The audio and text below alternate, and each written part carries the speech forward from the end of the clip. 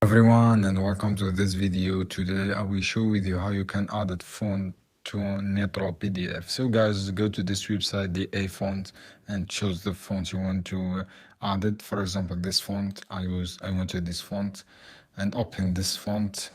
As you can see here, click extract this font, and click this one icon, click the one, and click install this one, this name of the font, guys.